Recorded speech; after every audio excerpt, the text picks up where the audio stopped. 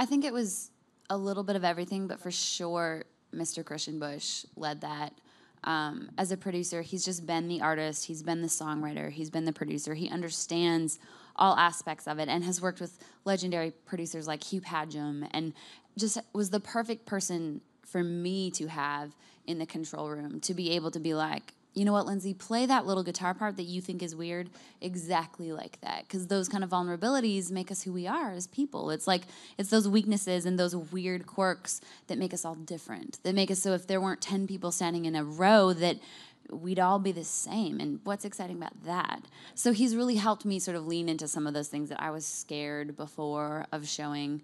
Even before we got into the studio to start recording the project, Kristian was playing a bunch of outside songs for me, and cutting outside songs is not something I do very often. But we found this song called Space, and I listened to it, and I was like, I can't sing that song, Kristian. And he was like, you know what, Lindsay, everybody looks at you as a guitar player first, but I look at you as a singer first, and a guitar player second. Like, you play guitar fine, but I really want better you to, than fine. I mean, but he's like, I really want you to find your voice. And I think just for so long being in a town like Nashville, where you're surrounded by so many incredible singers and songwriters, and you just sort of put yourself in this pecking line in a way.